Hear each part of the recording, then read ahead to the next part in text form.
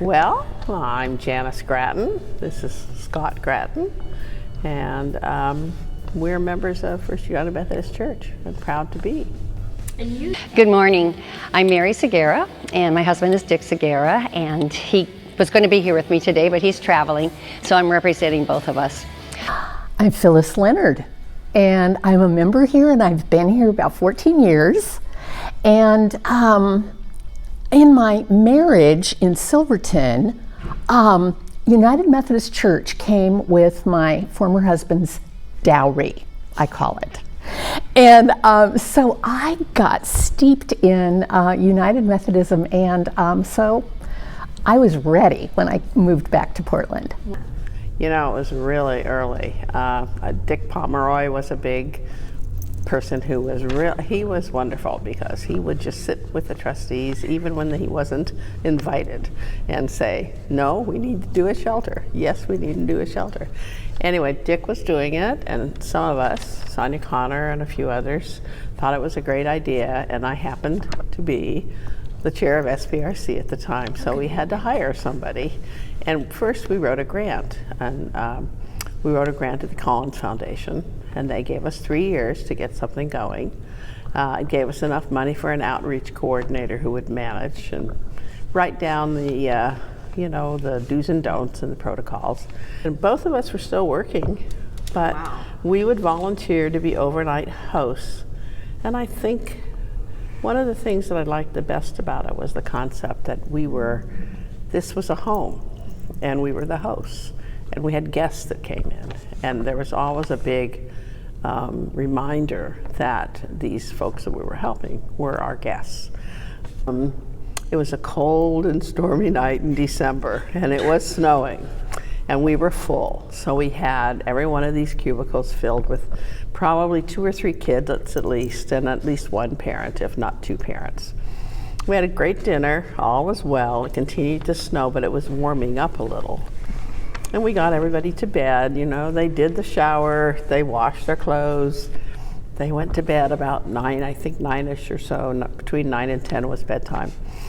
And everybody was sleeping, although it's not real easy to sleep on these mats that you had. And the hosts usually were sleeping right about where we are now. And I could hear this noise about 2 in the morning. And I swear it was water. And it sounded like a lot of water. And finally, I think I woke up Scott and said, there's water somewhere running. And we went back to the stairway and looked, and water is just gushing down the stairs. And of course, we go up the steps to see where is it coming from, and it was under one of the exit lights where the flat roof is between the two, the 200 and 3, or whatever, the wings anyway. And we're like, what do you do? This was before we had Chuck Hurry. There was really nobody you called. I mean, who were you supposed to call? We didn't have protocols about that. And we looked at each other and said, well, what will we do at home? Because we didn't know. So we broke into the custodian's cabinet, got some trash cans and things so we could put it under where the water was coming. The guests never heard us, and we proceeded to mop. We found a ladder. Scott got out on the roof because it had warmed up so much that the snow was all around where the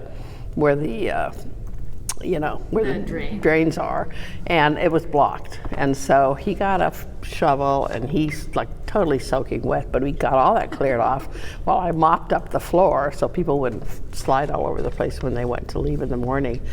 And so that was probably about 4, and he was so wet, we had to go in to use the dryers because we had the washers and the dryers. So he took all his clothes off. We found a blanket, and he just sat there and waited until the clothes would get dry. That was pretty memorable. It's a restful night.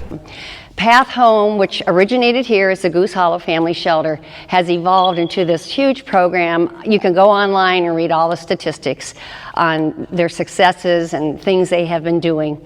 But she's so creative. She has phase 2, phase 3 being planned out there for the future. If you volunteer at Path Home, there's all kinds of things you can do. You can do the grounds crew, which is like our shovel and rake gang. You can do kids' time. You can help in the kitchen. They really need people to bring in meals. They feed about 60 people at night. You can do special projects. There's an apartment turnover that we get involved with, sometimes with our daughter-in-law, where you quickly get into an apartment where a family has left. You scrub it down or you paint it, and you get it ready in 1 or 2 days for a new family to move in. So it's a wonderful place to give your time. There's a story that I had with Path Home it was last summer. I was volunteering there, and I saw this boy who was about a 5th grader with blue eyes, and he reminded me of several years before when I had been teaching on a long-term sub-assignment in 2nd grade with this little boy who had really blue eyes. And I was always worried about him. I knew he wasn't in a good home situation. He pulled at my heartstrings. I called him Blue Eyes. And I looked at him and I said, "Are you Blue Eyes?" And he came running over and gave me a huge bear hug. And that just made my day. I thought, he is in a safe place. He's secure. And now today, he and his mother have been placed by Path Home into a permanent housing situation. So that was the icing on the cake. When I made that move back to Portland, I had lived down in Silverton raising my kids on a farm. And I was eager for the city and my hometown. And I looked for faith community that had social justice at its heart. And by golly, here you were. First United Methodist Church was sheltering families with children experiencing homelessness, and I just thought, oh my gosh, this is my place. And so I cooked food and sat with families and got acquainted with them, and then it wasn't long before I got into the board work. I'd been part of some nonprofit boards in my previous life, and I felt like this was, I felt like the faith community was my home, but I also felt like this ministry really was perfect for where I was in my life at that point, and I really wanted to learn more about what was really going on in my community. I had, from this Goose Hollow shelter, as I was a new board member, I got to actually help a family move from shelter. And we maybe even used, a couple pickup trucks, and I'm not sure, but I actually helped them move from Goose Hollow shelter into their apartment over on the east side, kind of far east side. And I got to watch this mom exhale as she got to point to where these household items were going to be fitted in. She was in charge, and she was, some of these items were new to her, maybe from Community Warehouse, but she knew where everything was going to go. I got to watch those kids, her 2 or 3 children, I'm not remembering now how many, but they explored inside and outside, and I watched as a neighbor popped over and greeted her and said, "Welcome." We both just always like to help people. In fact, when I was teaching Sunday school we always liked 5-year-olds because they were always the best. And I worked with kids who had trouble being the best. That was my field that I worked with. And so being around kids that were kind of just normal kids. And I remember this would be Joanna Jim Rule's grandchild was there one day, and he was 5, and they didn't come to church very often. And he said to me, "Why do people come to church? I don't understand." And you're teaching kindergartners, you try to think in their language. And I said, "Well, I think it's because it's a place where you can find people that like to help people. And you have more strength if there's a lot of you together helping people." And he thought that was okay, for 5. But that's what I think. I think it's a place to gather. And Yeah, it really is about collective. We just can't do everything we want to do. We can't even dream our biggest dreams all by ourselves. I mean, those things just need, need engagement, need connections with others. And so those big dreams come, I think, in collective thinking and just that collective inspiration. And I don't think sharing money's any different than sharing your time. To me, it's your resource. So I feel like it's important to do that. And we've always tried, not always been successful, but to be as close to a tithe as we could be. So, that includes other things we do. You know, there's Habitat and there are other places besides the church, but it just seems like it's the right thing to do, because without those resources, a lot of places that rely on government money or restricted kinds of money can't do what I call the icing on the cake that makes the difference. So if we want to have a popcorn night, who's going to buy the popcorn? The government won't buy the popcorn. We can buy the popcorn. And those are just ways that you can do those extra things that make it a big difference. Absolutely. I feel like I have more than enough, and I am willing and eager to share it.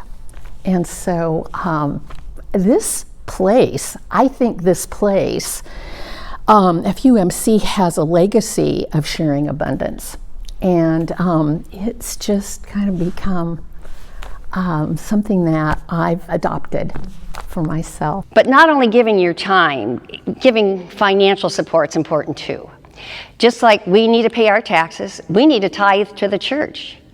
We need to all consider giving to some charitable organization, even if it's a few dollars. It's important that we give back because of what we have.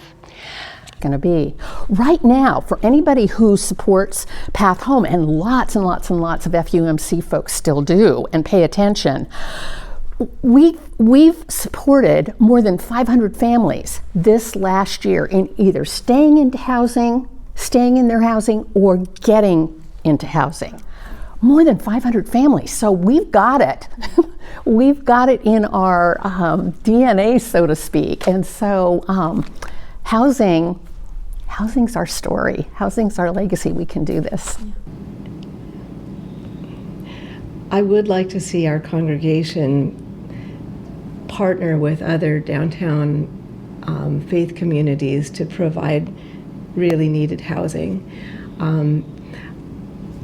But it seems to me that ever since we closed the Goose Hollow Family Shelter, or didn't close it, but ever since it moved on to another location, we've been kind of struggling to figure out how best to use our facility here. I don't have a favorite option in mind yet. I'm still in that information gathering phase, and I think our whole congregation is. I hear from some people who are really hesitant about using our building or part of our property to provide low-cost housing. I personally would like to see housing that wasn't just low cost, but provided for a variety of income levels, so that there wasn't such a stigma. Dream for the church, it would be that we're open to the community, we're active, we're out, reaching out, doing Christ-like things, and people come and look at us and say, it's a place to be, it's a place to gather, be with other like people who want the world to be different and better. So, place to be, isn't it? This church is a good place to be. Yeah.